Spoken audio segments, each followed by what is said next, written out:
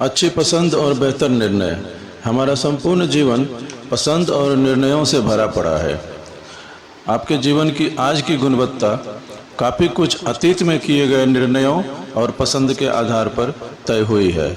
ठीक उसी तरह आपके भविष्य के जीवन की गुणवत्ता इस बात पर निर्भर करेगी कि आज आपकी पसंद क्या है और आप क्या निर्णय लेते हैं। खासकर उन क्षेत्रों पर यह बात लागू होती है जो आपके निर्धारित लक्ष्यों को हासिल करके और गंतव्य तक पहुंचने के मद्देनज़र महत्वपूर्ण है। कोई नौकरी शुरू करने या किसी कंपनी में ज्वाइन करने की आपकी पसंद तथा उससे जुड़े निर्णय मायने रखते हैं, क्योंकि यह इनसे आपके जीवन की दिशा और आपकी किस्मत पूरी तरह बदल सकती है। इसलिए आप काफ़ी सोच समझकर अपनी पसंद तय करें और उसके मुताबिक निर्णय लें। पूरे इत्मीनान से पर्याप्त समय देकर इस संबंध में सोचें और उसके बाद अंतिम निर्णय लें। अपने समय का सर्वोत्तम उपयोग निश्चित करें। जो भी नौकरी करना या जिस किसी भी कंपनी में काम करना आप पसंद करें या कहीं निवेश करें, इस बात का ख्याल रखें कि आपके समय का अधिक से अधिक उपयोग हो और समय बर्बाद ना हो। आपका पैसा सार्थक काम में लगे। यह पहले ही खूब सावधानी पूर्वक निश्चित कर लें कि आपके समय का सर्वोत्तम उपयोग हो और आप अपने संसाधनों का बेहतर इस्तेमाल करें। आप अपनी वर्तमान जगह से खुश नहीं हैं तो निष्क्रिय होने की बजाय ज़्यादा सक्रिय हो जाएं। अगर आप अपने वर्तमान रोजगार से खुश नहीं हैं तो व्यस्त हो जाएं और उससे अच्छे रोजगार की तलाश में जुट जाएं। थोड़े से ही संतुष्ट न हो। अब्राहम मास्लो ने लिखा था, मानव जाति की कहानी यही है कि व्यक्ति बहुत थोड़े में समझौता कर लेते हैं, संतुष्ट हो जाते हैं। कई लोग भय या आशंका से थोड़े में ही संतोष करके कई चीज़ें हासिल नहीं कर पाते, जबकि इन्हें हासिल करने की क्षमता उनमें अंतर्निहित होती है। रुचि के मुताबिक नौकरी न होने के बावजूद वे उससे चिपके रहते हैं। सेहत से जुड़ी बुरी आदतें नहीं छोड़ पाते। वैसे कामों में पैसा निवेश करते रहते हैं जो समझ नहीं रहे, और जब तक पैसे को राम भरोसे छोड़े रहते हैं, जब तक महसूस ना हो जाए कि उन्होंने गलती की। तो आप जीवन के किसी भी हिस्से से संतुष्ट नहीं हैं या अपनी वर्तमान जगह से नाखुश हैं तो उसे ढोएं मत। याद रखें, आप मुक्त रहने की कीमत हमेशा चुका सकते हैं और आप हमेशा जानते हैं कि इसकी कीमत क्या है। वह मांगें जो आप चाहते हैं। कारोबार में और व्यक्तिगत जीवन में भी इस बात को याद रखें कि जो भी शर्त या करार आपके पास रखे जाते हैं वे किसी अन्य द्वारा तय होते हैं और किसी दूसरे के द्वारा बदले जा सकते हैं।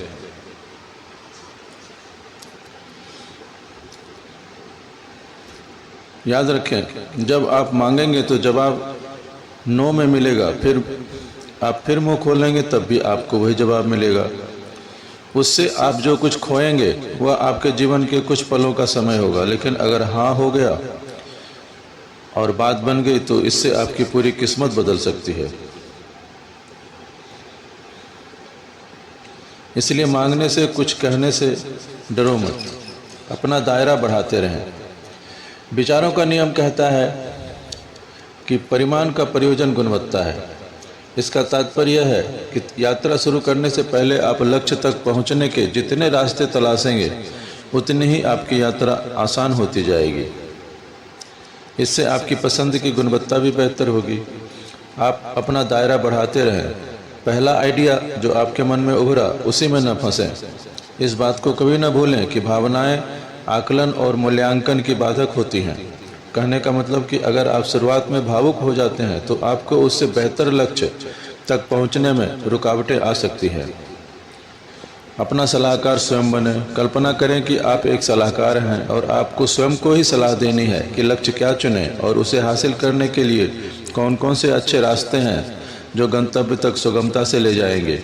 क्योंकि आप अपने सलाहकार खुद हैं, इसलिए उत्तेजित न हो, चिढ़े नहीं और बिल्कुल शांत और ठंडे दिमाग से सोचें, क्योंकि अपनी सलाह से आपको खुद काम करना है। निर्णय लेते समय भावना, उद्वेग, उत्साह और प्रतिबद्धता का एक निश्चित समय होता है, लेकिन यह तभी होता है जब आप अपने लिए सर्वोत्तम मार्ग चुन लेते हैं। उस समय तक आप उससे निर्लिप्त हैं। जब तक यह सुनिश्चित न हो जाए कि आप अपने लक्ष्य के विषय में सही निर्णय ले लिया है, आपके विचारों और विशेषकर शुरुआती विचारों के प्रवाह में न बहें। इस संभावना को हमेशा खुला रखें कि उसी लक्ष्य को हासिल करने के लिए उससे बेहतर अन्य उपाय भी हैं। समृद्धि की आधारशिला कैसे रखें? अगर आपका लक्ष्य वित्तीय सफलता है तो स्थायी रूप से हासिल करने का एकमात्र उपाय यही है कि उसमें मूल्य और मानदंड जोड़ दें। सारे दीर्घकालिक निश्चित धन वाली योजना तभी फलीभूत होती है जब उसमें किसी प्रकार का मूल्य जोड़ा जाए। ऐसा अन्य लोगों को सेवा प्रदान करने से होता है। यह सेवा उत्पाद और अन्य आपूर्ति से संबंधित होती है जो आवश्यकता के हिसाब से लोग आपसे ले लेंगे और उसके लिए आपको पैसे मिलेंगे। उसमें प्रतियोगिता और प्रतिस्पर्धा भी शामिल हो, क्योंकि और भी लोग वैसी सेवाएं उपलब्ध कराने के लिए मैदान में होंगे। यह बुनियादी आर्थिक सिद्धांत है और लंबे समय तक परिणाम देता है। सबसे महान सिद्धांत बोना और फसल का काटना है। जैसा बोएंगे वैसा काटेंगे। ठीक उसी प्रकार आप अपने कैरियर, परिवार, स्वास्थ्य और वित्तीय जीवन में जो भी बोते हैं उसे वैसा ही प्राप्त करेंगे। आज जिस फसल का आप लाभ उठा रहे हैं वह उसी का परिणाम है जो आपने कल बोया था। अगर आप अपनी वर्तमान फसल से खुश नहीं हैं तो आज ही दूसरी फसल बोने की शुरुआत कर दें। आज ही यह नींव रखने को औरों के हित में पहले से बेहतर ढंग से मूल्य जोड़ें। यह भी देखें कि बोने और फसल काटने के नियम में बोने का काम पहले होता है और प्रायः पकने में काफ़ी समय लेता है।